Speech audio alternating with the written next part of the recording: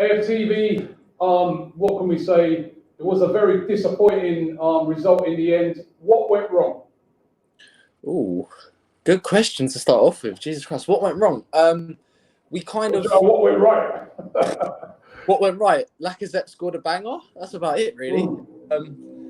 I would say the first 10 minutes, we were very poor. Like, people might say, but I don't think we were. We gave the ball away a lot in our half, first 10 minutes. First 20 seconds, David Luiz gave the ball away. They had a chance. Luckily, Martinez made a great save. Did make a few really good saves throughout the match.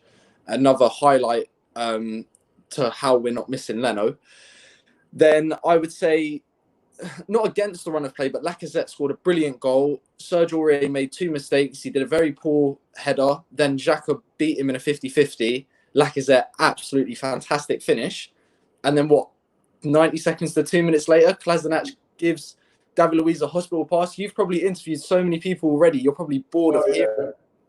Like, I watched the highlights when I got home, and even when I knew it was coming, and I got so annoyed. David Luiz is running to David Luiz's left, and Kolasinac passes it into the middle of the goal to David Luiz's right, where Son is running in, taking the ball. Obviously, Son's going to do what he's going to do. He's fast. He's a good finisher. There was going to be no other outcome, really. Then let me move it on. Right? How do we fix that? Because we all know the problems. The big problems is defending at this football club, right? They've given David Luiz a new contract. There's been talk of Mustafi possibly getting a new deal. What's happening with Kolasinac, we don't know. When you look at the defenders, the centre-backs, which we've got a lot of at this moment in time at the club, who would you keep? And who would you get rid of? Who would you keep? Because I know there's probably a few you get rid of. Probably a lot easier. So the three that we had today, go. See you later. Who else have we got? Keep Murray, because we've only just got him. He hasn't proved anything yet. Socrates, I think he's going to go anyway because he hasn't been playing. I don't really mind Socrates, to be honest, but I don't think he's a player that we're going to have for the future. So if we just keep him for one more season, like, I wouldn't moan at that decision. I'd rather keep him than Mustafi or him than Luiz. Who else have we got? Jesus Christ. Mavropanos. Holding, it's Mavropanos. Holding.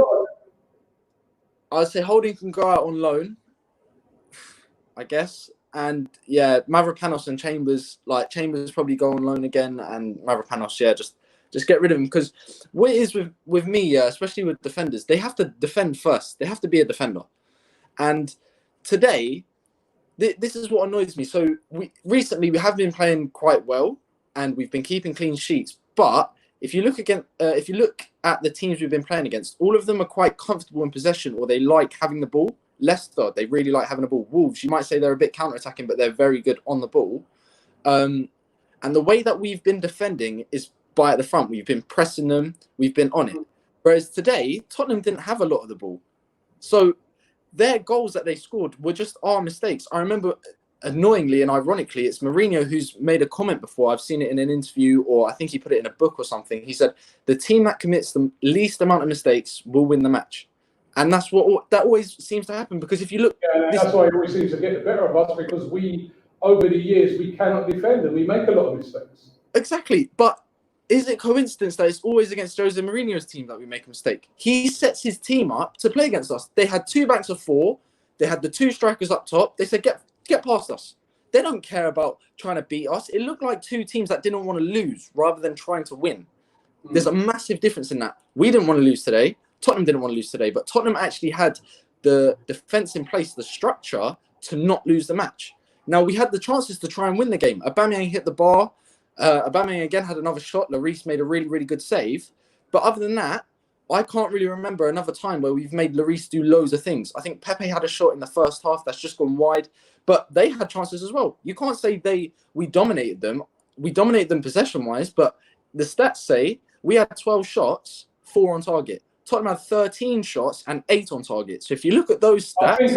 I think though, a lot of this, what I just say with those stats, a lot of their chances came after we went 2-1 down. So we threw everybody forward. But, it's a poor defeat. Can we bounce back? We've got Liverpool and City next. What? We've got Liverpool and City next. We can't even beat Tottenham Hotspur, who have been probably the worst Tottenham Hotspur side in ages, and we can't even beat them in this season. Again, I'll go back to it. Mistakes in our defence. Mistakes cost us this season at Liverpool away, City away, Spurs away today, Chelsea at home when Leno made a mistake coming out for the free kick. They've cost us this season hugely, hugely. We don't have big game players. We don't have enough players whose mentality is we're going to win this match. Last season, when we played the top six, I've got a few stats for you, okay? When we played the top six, out of the 30 points we could have got, how many points do you think we got? Not many. We got 12 points. This season, against the top six, how many do you think we've got? 10. 6. 6 points out of 27 against the top six. That is a joke. We're Arsenal Football Club. We're not West Ham. We're not Newcastle. How can we only get 6 out of 27 points? And if whatever the score, that will be added on. Last season, again, we say we were poor last season. We got fifth and we finished in Europa League final. This season we're finishing mid-table and we're out Europa League in what, round of 32? We could still win the FA Cup. We can still somehow beat Man City, who have scored like 20 plus goals since coming back from lockdown. Now, sorry, just one more thing and then I'll leave you alone, okay? This season, we've played 16 teams twice in the league, okay, because we've got 3 games left. Out of all of those 16, how many teams have we beat twice? Oh, gosh. 2? 2. Newcastle and West Ham. And if we beat Aston Villa, it will be 3, because then we beat Aston Villa twice. That's 2 out of 16. 2 out of 16. And then let's reverse it. It's been a horrific season. How many out of 16, how many haven't we beat at all? So we've either drawn twice or lost once and drawn once or lost both. You're the stat man today, isn't it? Trust me, you have time to find these stats. We haven't beat 8 out of 16 teams. So 50% of the teams in the league, we haven't beaten. That is diabolical. That is why we are mid-table.